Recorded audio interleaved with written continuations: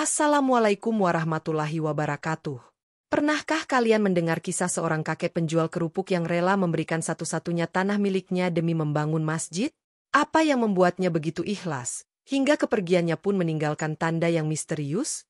Temukan jawabannya di cerita ini, dan siapkan diri untuk menyelami makna ketulusan yang tak terduga. Di sebuah desa terpencil, hidup seorang lelaki bernama Pak Karim. Orang-orang menyebutnya kakek kerupuk. Sebuah julukan yang dengan sendirinya menggambarkan sosok lelaki tua yang setiap hari berjalan kaki, mengusung keranjang penuh kerupuk di bahunya.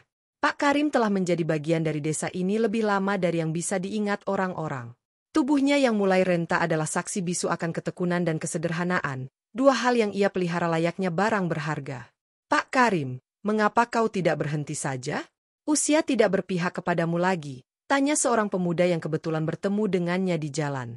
Pemuda itu melihat betapa tubuh Pak Karim mulai membungkuk, namun langkahnya tetap teguh, seperti ada dorongan tak kasat mata yang membuatnya tak pernah berhenti. Pak Karim hanya tersenyum, senyuman yang menyiratkan kedalaman tak terukur. Hidup ini bukan tentang berhenti, nak. Jika kau berhenti terlalu lama, kau mungkin lupa untuk apa kau melangkah. Selama aku masih bisa bernapas, aku akan terus berjalan. Penduduk desa seringkali bertanya-tanya, apa yang membuat Pak Karim seolah tak pernah lelah, walaupun ia hidup dalam kekurangan. Hari-harinya sederhana, bangun sebelum fajar, berwudu, dan melaksanakan sholat subuh dengan khusyuk. Lalu, tanpa banyak bicara, ia mulai mengumpulkan dagangannya, menyusuri jalanan desa yang berbatu, dan menawarkan kerupuk buatannya. Di balik sosoknya yang sederhana, tersimpan sebuah prinsip yang membuat banyak orang terkesima. Pak Karim tidak pernah mengeluh. Meski terkadang hujan turun deras, atau panas begitu menyengat, ia tetap melangkah dengan keyakinan yang diam-diam menginspirasi mereka yang memperhatikannya. Dan di setiap tempat ia berhenti, ia tak hanya menjual kerupuk, tapi juga menebarkan ketenangan dengan caranya yang sederhana. Suatu hari, seorang wanita setengah baya memberanikan diri bertanya, "Pak Karim, apa sebenarnya yang kau cari dari hidup ini? Bukankah hidup seperti ini berat, apalagi di usiamu sekarang?" Pak Karim kembali tersenyum, menatap jauh ke cakrawala seolah mencari sesuatu di sana. Kehidupan ini seperti perjalanan panjang, Bu. Bukan tentang apa yang kita bawa, tapi tentang apa yang kita tinggalkan. Jika aku bisa meninggalkan sedikit kebaikan di dunia ini, maka apa lagi yang aku butuhkan? Wanita itu terdiam, merenungkan kata-kata Pak Karim yang terasa seperti teka-teki bagi dirinya. Bagaimana seseorang bisa begitu rela menjalani kehidupan yang sulit, tanpa rasa penyesalan atau keinginan untuk menikmati hidup dengan cara yang lebih mudah? Namun, bagi Pak Karim, kesederhanaan hidup bukanlah sebuah pilihan semata. Itu adalah bagian dari dirinya, sebuah nilai yang sudah lama ia pegang teguh. Ia percaya bahwa hidup yang berarti bukan tentang seberapa banyak harta yang dimiliki, melainkan tentang seberapa banyak yang bisa ia berikan untuk sesamanya. Di balik keseharian yang tampak sederhana itu, Pak Karim menyimpan mimpi besar, mimpi yang belum pernah ia ungkapkan kepada siapapun. Sebuah mimpi yang, dalam kebeningan hatinya, ia doakan setiap kali ia bersujud dalam keheningan malam. Tanpa sepengetahuan banyak orang, Pak Karim telah memutuskan sesuatu yang bagi sebagian besar orang mungkin akan tampak gila. Sebidang tanah yang ia miliki, satu-satunya peninggalan berharga yang ia punya, tidak akan ia simpan untuk dirinya sendiri. Tidak juga untuk anak cucunya yang tinggal jauh di kota. Tanah itu, dalam keyakinannya yang bulat, akan ia berikan untuk membangun sebuah masjid bagi desa yang ia cintai. Meskipun ia tak pernah mengungkapkan niatnya kepada orang lain, keinginan itu menjadi pelipur lara di tengah lelahnya hidup yang ia jalani. Karena baginya, hidup ini terlalu singkat jika hanya dihabiskan untuk diri sendiri. Pada akhirnya, "Nak," katanya suatu kali kepada seorang anak yang membantunya memikul keranjang kerupuk, "yang kita tinggalkan akan menjadi saksi siapa kita di dunia ini." Kabar tentang niat Pak Karim menyerahkan tanahnya demi masjid lambat laun menyebar di desa. Awalnya hanya bisikan, namun segera menjadi perbincangan hangat yang menggugah rasa ingin tahu. Orang-orang terperangah, sebagian heran, sebagian lagi tak percaya. Seorang penjual kerupuk yang hidup seadanya, yang kerap berjalan dengan baju lusuh dan topi jerami, memutuskan memberikan satu-satunya tanah yang ia miliki? Itu terlalu sulit diterima akal. Suatu pagi, ketika Pak Karim sedang beristirahat di bawah pohon rindang, seorang lelaki muda bernama Hasan mendekatinya. Hasan dikenal sebagai pemuda cerdas yang selalu bertanya-tanya tentang tindakan orang-orang tua yang menurutnya sulit dimengerti. Ia duduk di samping Pak Karim dan langsung bertanya, "Kek, benarkah kau akan menyumbangkan tanahmu untuk membangun masjid?" Padahal, hidupmu sendiri belum tentu sejahtera. Mengapa tidak kau simpan saja tanah itu untuk kehidupanmu? Pak Karim menatap Hasan, lalu menghela napas panjang, seolah mencari kata-kata yang tepat untuk menjawab pertanyaan itu. Anakku, hidup ini tidaklah semata untuk mengumpulkan sesuatu bagi diri sendiri. Apa yang kita simpan akan tetap menjadi milik kita, tapi hanya untuk sementara. Namun, apa yang kita berikan kepada orang lain, itulah yang akan abadi. Bukan abadi di tangan mereka, tapi di sisinya. Hasan terdiam, masih belum sepenuhnya memahami maksud dari perkataan Pak Karim. Tapi, Kek, lanjutnya, seandainya kau jual tanah itu, setidaknya kau bisa menikmati hidup lebih baik. Mungkin membeli rumah yang lebih nyaman, atau tidak perlu lagi berjualan kerupuk di usia seperti ini. Pak Karim tersenyum lembut, menepuk bahu Hasan dengan penuh kasih. Ah, nak, kenyamanan yang kau maksud itu hanya sementara. Jika aku meninggalkan dunia ini, harta yang kupegang tidak akan aku bawa. Namun, jika tanah itu menjadi masjid, setiap doa yang dipanjatkan di sana akan menjadi doa untukku juga, bahkan setelah aku tiada. Bayangkan, aku tak lagi hidup, tapi setiap rukuk dan sujud mereka akan menjadi jembatan antara aku dan Sang Pencipta. Di tengah percakapan itu, beberapa warga lainnya berkumpul, tertarik dengan diskusi yang terjadi. Mereka takjub melihat betapa kuatnya tekad Pak Karim. Salah satu dari mereka, seorang ibu yang juga mengenal Pak Karim sejak kecil, berkata dengan nada prihatin, "Kau benar-benar yakin, Pak Karim? Bukankah tanah itu satu-satunya yang kau miliki? Siapa yang akan menjamin masa tuamu nanti?" Pak Karim tersenyum lembut lagi. "Siapa lagi yang menjamin hidup kita, Bu? Selain Dia yang memberi kehidupan?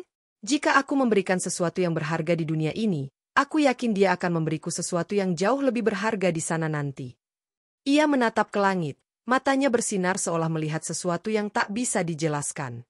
Hari demi hari, Pak Karim tetap melanjutkan pekerjaannya sebagai penjual kerupuk, dan rencana pembangunan masjid mulai diwujudkan. Warga yang awalnya meragukan niatnya akhirnya ikut membantu, tergerak oleh ketulusan Pak Karim yang tanpa pamrih. Mereka bergotong royong membersihkan tanah, mendirikan fondasi masjid yang sederhana namun penuh dengan harapan. Banyak yang masih menganggap tindakan Pak Karim sebagai hal yang luar biasa. Namun, ada juga yang berbisik di belakangnya, menilai keputusan itu sebagai sesuatu yang naif dan berisiko. Seseorang bahkan berkata, mengapa orang tua seperti dia berpikir begitu jauh? Hidupnya sendiri belum tentu terjamin, tapi malah sibuk memikirkan akhirat. Pak Karim mendengar bisikan-bisikan itu, tetapi tak pernah menggubrisnya. Baginya, hidup ini tak melulu soal kenyamanan dunia, tetapi juga tentang persiapan menuju alam yang abadi. Ia percaya, setiap langkah yang ia ambil di dunia ini adalah bagian dari perjalanan panjang yang kelak akan menuntunnya ke tempat yang lebih baik. Ketika akhirnya masjid itu berdiri, meski kecil dan sederhana, kebahagiaan terpancar di wajah Pak Karim. Orang-orang mulai memandang masjid itu bukan hanya sebagai tempat ibadah, tetapi sebagai lambang ketulusan hati seorang lelaki tua yang telah mengorbankan segalanya demi meninggalkan warisan abadi. Pak Karim sering duduk di sana, memandang bangunan kecil itu sambil melafalkan doa-doa panjang. Tidak banyak yang tahu, di dalam hati ia sudah merasa siap untuk meninggalkan dunia ini, dengan sebuah keyakinan bahwa ia telah meninggalkan sesuatu yang bermakna bagi sesamanya. Di antara suara adzan yang berkumandang, Pak Karim hanya berbisik pelan pada dirinya sendiri, "Kini aku tahu mengapa langkahku tak pernah goyah. Mungkin ini tujuan hidupku, bukan sekadar menjual kerupuk, tetapi membawa kebaikan yang akan abadi, bahkan setelah aku tiada." Beberapa bulan setelah masjid kecil itu berdiri, desa kembali diselimuti keheningan yang berbeda. Malam itu, angin bertiup pelan, seperti mengiringi sesuatu yang tak kasat mata. Dalam sunyi, terdengar kabar mengejutkan. Pak Karim, si penjual kerupuk yang gigih dan dermawan itu, telah mengembuskan napas terakhirnya. Pak Karim berpulang dalam tidurnya, dengan senyum tenang di wajahnya. Para tetangga yang menemukannya terdiam. Mereka tak bisa berkata-kata, hanya berdoa dalam hati agar beliau diberi tempat yang layak di sisinya. Desa yang biasanya riuh berubah sunyi, seakan turut berkabung atas kehilangan sosok yang begitu dihormati. Berita kematiannya menyebar cepat, dan penduduk desa berduyun-duyun datang untuk memberikan penghormatan terakhir. Pak Karim memang tak memiliki banyak harta, namun ia memiliki kekayaan batin yang tak ternilai. Semua orang yang hadir mengenang pengorbanannya, terutama tanah yang ia sumbangkan untuk masjid desa. Mereka merasakan bahwa kepergian Pak Karim meninggalkan lubang di hati, seolah-olah mereka kehilangan bagian dari jiwa desa. Saat jasad Pak Karim dimandikan, terjadi sesuatu yang tak terduga. Tiba-tiba, Ruangan tempat ia dimandikan dipenuhi dengan aroma yang lembut dan wangi, seperti wangi bunga melati yang segar. Orang-orang yang ada di sana saling berpandangan, takjub. Seorang perempuan tua berbisik, "Dari mana datangnya keharuman ini? Tidak ada satupun bunga yang dibawa ke sini." Namun, aroma itu terus bertahan, seakan-akan Pak Karim membawa sebuah tanda yang tak terlihat, namun dapat dirasakan oleh semua orang. Mereka yang memandikan jenazahnya mulai menangis, bukan karena duka semata, tetapi karena takjub akan tanda yang terasa seolah dikirim langsung dari langit. Ketika prosesi pemakaman dimulai, warga berkumpul dengan hikmat. Mereka mengiringi langkah terakhir Pak Karim menuju tempat peristirahatan terakhirnya, diiringi doa dan puji-pujian. Di tengah perjalanan menuju kuburan, aroma wangi itu tetap ada, menyelimuti setiap orang yang berada di sekitarnya. Sebagian berbisik, "Mungkinkah ini balasan atas ketulusan hati Pak Karim?" Seorang lelaki tua, teman lama Pak Karim, membisiki orang di sebelahnya, "Mungkin ini adalah rahmat dari Allah. Kita tak tahu seberapa besar kebaikan yang pernah ia lakukan, tapi sepertinya langit memberi kita sedikit petunjuk hari ini." Ketika jenazah Pak Karim diturunkan ke liang lahat, wangi itu malah terasa semakin kuat. Para pelayat saling memandang, seakan menanti jawaban atas misteri ini. Ada yang mulai menangis pelan, terharu dengan kepergian yang begitu damai dan penuh tanda-tanda kebaikan. Tidak ada satupun yang berbicara lantang, seolah-olah semua yang hadir takut memecahkan keheningan sakral yang terasa begitu menenangkan. Di sisi kuburan, Hasan berdiri terdiam. Ia teringat percakapannya dengan Pak Karim, tentang hidup yang bukan hanya untuk diri sendiri, tetapi untuk meninggalkan jejak bagi orang lain. Hasan mulai memahami bahwa Pak Karim telah mencapai sesuatu yang tak ternilai. Bukan harta atau kekayaan dunia, tetapi sebuah warisan abadi yang akan terus hidup dalam hati orang-orang yang mengenalnya. Di tengah suara doa yang lirih, seorang pemuda berbisik kepada temannya, "Aku pernah mendengar cerita tentang orang-orang saleh yang kuburannya berbau wangi, sebagai tanda dari langit. Apakah mungkin Pak Karim salah satu dari mereka?" Temannya mengangguk pelan. "Siapa yang tahu, kawan? Tapi satu hal yang pasti, kita semua menyaksikan sebuah kebaikan yang luar biasa. Mungkin inilah cara Tuhan menunjukkan kasih-Nya bagi mereka yang hidup dengan ketulusan." Setelah prosesi pemakaman usai, orang-orang kembali ke rumah masing-masing, membawa pulang kenangan yang tak akan terlupakan.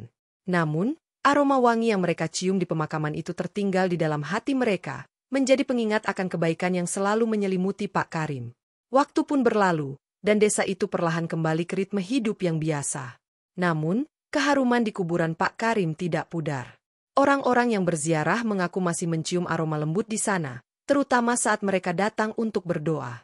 Bau wangi itu seolah menjadi simbol keabadian, pengingat akan kisah seorang kakek yang hidupnya sederhana, tetapi pengorbanannya begitu luar biasa.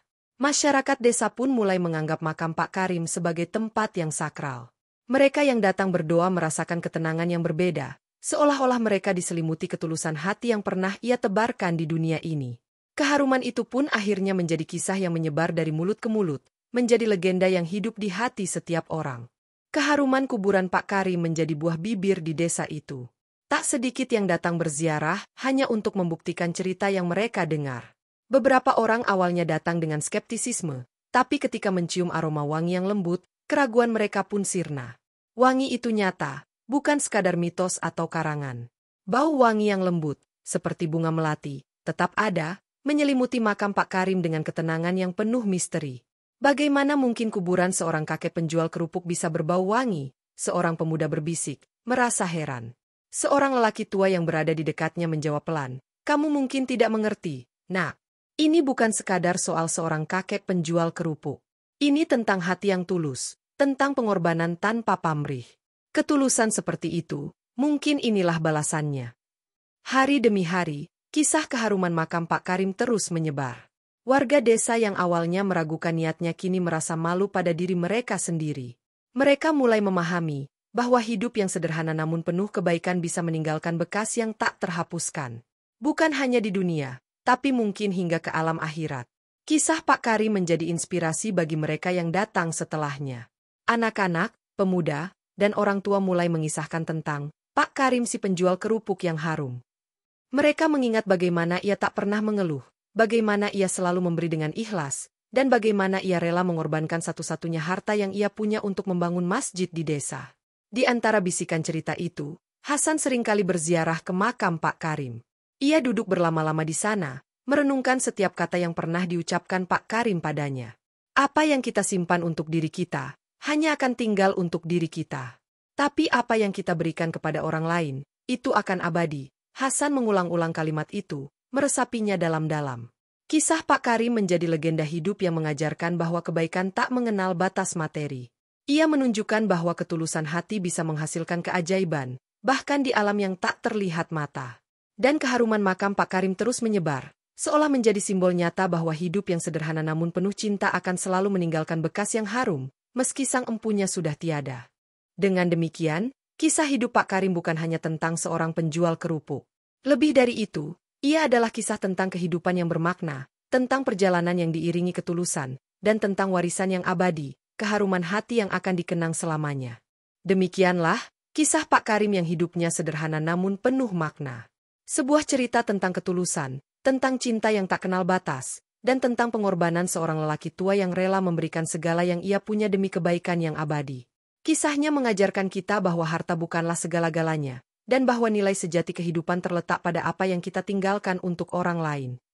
Semoga kisah ini menjadi pelajaran bagi kita semua, bahwa dalam setiap langkah, setiap keputusan, dan setiap pemberian, terdapat jejak yang mungkin akan mengharumkan dunia bahkan setelah kita tak ada. Mari kita ambil hikmah dari kehidupan Pak Karim, sang kakek yang memilih untuk berbagi hingga akhir hayatnya. Jika kisah ini menggugah hati kalian, jangan lupa untuk like, subscribe, dan nyalakan lonceng notifikasi agar tidak ketinggalan kisah-kisah inspiratif lainnya di channel ini. Terima kasih telah menonton dan sampai jumpa di video berikutnya. Wassalamualaikum.